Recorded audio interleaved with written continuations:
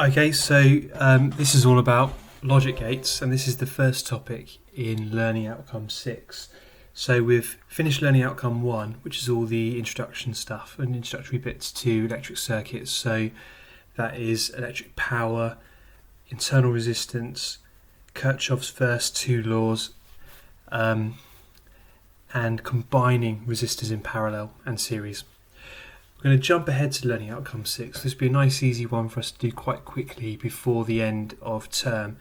And what the title of Learning Outcome 6 is actually understanding digital circuits. And the whole area of logic gates is all about digital circuits. So that means we're only dealing in voltages or currents, depending on which way you want to look at it, that are either on or off. We don't care what value of voltage something has. All we care about is whether there is a voltage or if there isn't. So there's an on and an off.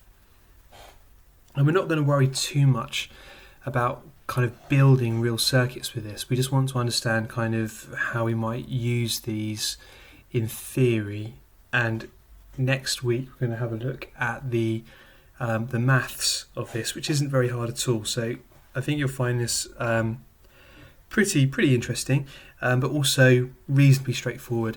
So a logic gate is a part of a circuit which we can use. It's a component, but it's a bit different to some of the other components we've looked at. So it's not like a light bulb or a resistor.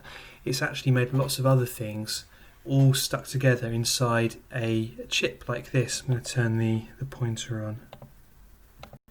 Here we go. So this would be if you went onto Amazon, and I got this picture just from Amazon, this is a type of logic gate which you can buy, and it has several input. It has 14 pins on here, and each one of these pins does a different job. Inside this kind of black casing, there are various other smaller electronic components, things like transistors and diodes and all the rest of it. We don't need to worry about what's going on in there.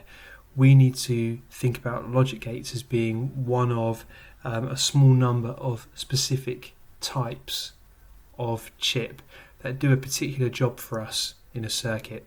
And what they're doing is essentially taking one or two inputs and then having some kind of output based on what those two inputs are. So there are some logic gates which will give you an output that is on.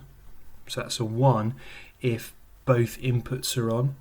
There are some that will give you an output of nothing if both inputs are on. And we'll have a look at these different logic gates over the next few minutes. These are the logic gates we're going to look at, with the exception of this one here.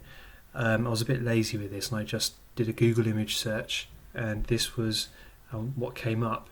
Now on this slide there are 1, 2, 3, 4, 5, 6, 7 logic gates that we are interested in, and each one of these is an important part of lots of different circuits. So I say there's 7. There's really 4 important ones that we need to know about, and then each one of those has kind of an opposite version of itself. So the basic logic gates we need to know about are the OR, the AND, the exclusive OR, and the NOT. And the extra ones here, the NOR.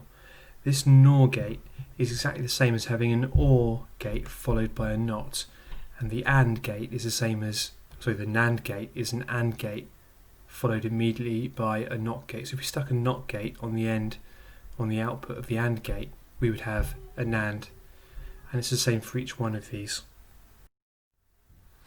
So the first gate we're going to look at is an AND. Right, so yeah, this is the AND gate, and we've got 2 inputs, and the inputs are being labelled here as A and B. And remember, in all of these logic gate circuits and all these digital circuits, the inputs can either be on or off. So if we're looking at A, it can either have a voltage in it, in which case it will be 1, it will be on, or it has no voltage in it, in which case it's 0 or off. And what the AND gate will do is look at the 2 inputs, A and B, and it will work out what the output should be. All of these, so A, B and out, can either be on or off, and that they're the only options. So with an AND gate, the output is on if both A and B are on. If either A or B are off, then the output will be off. And what we do for the logic gates is make these tables, and these tables are called truth tables. And they tell you what the different outputs could be depending on what the inputs are. So here, if A is off and B is off, the output must be off. If A is on and B is off, the output must be off. If A is off and B is on, the output must be off. And the output will only be on if both A and B are on. And then we can modify the AND gate by putting a NOT gate on the end of it. And that NOT gate will have the effect of reversing the output. So if it was a regular AND gate, the output would be off for every combination other than A and B being on. But if you put a NOT there, the NOT has the effect of kind of flipping over the signal. So if an off is going into the NOT part, then the output will be 1. So before, with an AND gate, A and B both being off would give you an output of an off, but then put a NOT in there, it reverses it, so it makes the output on.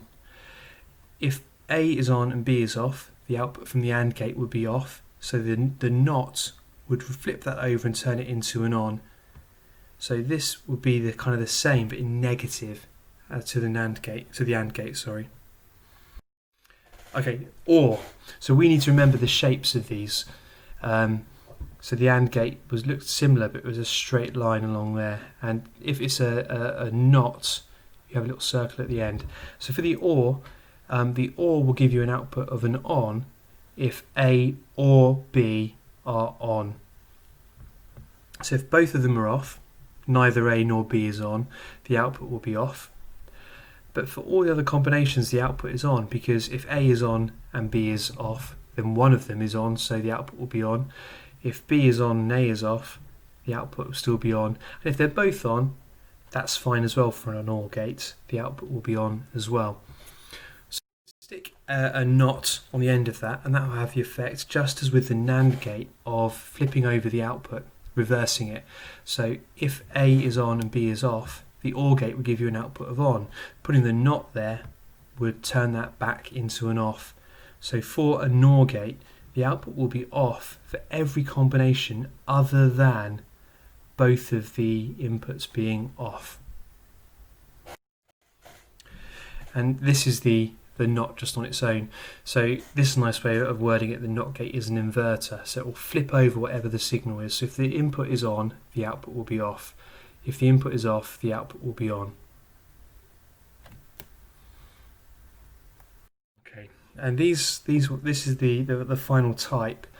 This is a bit more complicated, or at least it looks a bit more complicated. It's got this extra kind of curved line there in the symbol, and this is an XOR gate, or an exclusive OR. So an exclusive OR gate is an OR gate which will give an off if both inputs are on. So with a regular OR gate, the output is on if one or both of the inputs are on. With an exclusive OR gate, it will only give an output of on if one of the inputs is on. If both of the inputs are on, the output will be 0. And that's summarised in the truth table here. So the output is only on if one of the inputs is on. If both inputs are on, the output is off.